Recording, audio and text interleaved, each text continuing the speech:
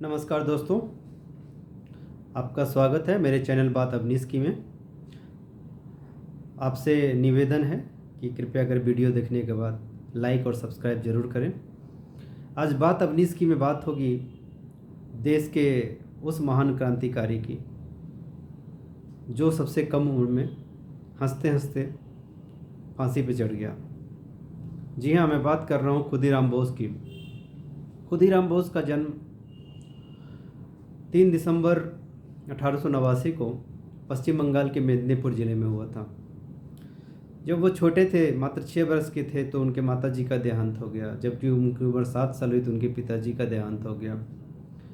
उनको उनकी बड़ी बहन ने पाल पोस कर बड़ा किया। शुरू से ही क्रांतिकारी विचारधारा के थे। 1902-3 के आसपास जब श्री अरविंदो घोष मेदिनीपुर पहुँचे, उनसे वो बहुत प्रभावित थे, उनके कार्यक्रम में जाया करते थे। जब वो 15 वर्ष की आयु के हुए, मतलब 1904 के आसपास, तो अरविंदो घोष के भाई थे वीरेंद्र घोष, उनसे उनकी मुलाकात हुई और फिर वो अनुशीलन समिति में शामिल हो गए। उसके बाद उन्होंने बम बनाने की टेक्निक सीखी और फिर कई पुलिस स्टेशनों, रेलवे स्टेशनों पर बम विस्फोट में शामिल रहे। छोटी मोटी जेल भी हुई, फिर रिहा हो गए। अब मूल कहानी पे आते हैं। उस समय कलकत्ता प्रेसिडेंसी में एक जज हुआ करते थे। उनका नाम था डगलस किंग्सफोर्ड। उस समय श्री अरविंदो का केस, उनका मुकदमा उनकी कोर्ट में चल रहा था और अनुशीलन समिति के जो सदस्य, जो युवा साथी थे, वो जिस दिन तारीख होती थी वहाँ पहुँचा करते थे। अलीपुर कोर्ट में शायद मुकदमा चल रहा था। अलीपुर कलकत्ता में एक जगह है, वहाँ पे उसी में एक और पुलिस, जब वो मुकदमा चलता था तो लोग इकट्ठा होते थे, तो स्वाभाविक है पुलिस भी वहाँ रहती थी। तो एक 15 वर्ष के क्रांतिकारी थे सुशील सेन, उलझ गए पुलिस से। आजकल जैसे वो लोग उलझ जाते हैं वैसे ही वो भी उलझ गए, और उलझ गए तो थोड़ा लप्पर झप्पर भी हो गया। ऐसे ही झूमा झटकी, मारा पीटी, पुलिस ने उनको गिरफ्तार कर लिया, जैसा आज भी होता है। उसके बाद सुशील सेन को उनके कोर्ट में लाया गया, जो डगलस किंग्सफोर्ड थे। किंग्सफोर्ड बहुत ही क्रूर किस्म का इंसान था। 1905 का बंगाल विभाजन हुआ था और उसमें जितने भी क्रांतिकारी शामिल थे उसको वो कड़ी से कड़ी सज़ा देता था। मतलब जो भी अंग्रेज़ के खिलाफ़ विद्रोह करते थे उनको कड़ी से कड़ी सज़ा देता था, रिगरस, बहुत ही जानबूझ के। वो थोड़ा बायस्ड किस्म का जज था। तो उसने उस 15 साल के बच्चे को, सुशील सेन को, 15 कोड़े मारने की सज़ा सुनाई। बच्चा तो क्रांतिकारी था, वो भी हर एक कोड़े के साथ वंदे मातरम के नारे लगाता था। पर इससे जो अनुशीलन समिति के सदस्य थे उसमें बहुत ही असंतोष की भावना पैदा हो गई और इन लोगों ने योजना बनाई कि डगलस किंग्सफोर्ड को मार देना। कई इश्यू थे, मतलब बहुत सारे मिले जुले इश्यू थे, है ना, मुद्दे बहुत सारे थे। अरविंदो का भी केस चल रहा था, पर ये सुशील सेन वाले एपिसोड ने आग में घी डालने का काम किया। किंतु आप कह सकते हैं कि गुड लक डगलस किंग्सफोर्ड की, कि उसकी प्रोन्नति हो गई और वो जिला जज बन के मुजफ्फरपुर बिहार आ गया इन लोगों का। किंतु अब इन लोगों ने प्लान किया कि अब वहाँ जाके मारेंगे। इसके लिए 2 आदमी को चुना गया, प्रफुल्ल चाकी और सुशील सेन, जिसको उसने सज़ा सुनाई थी।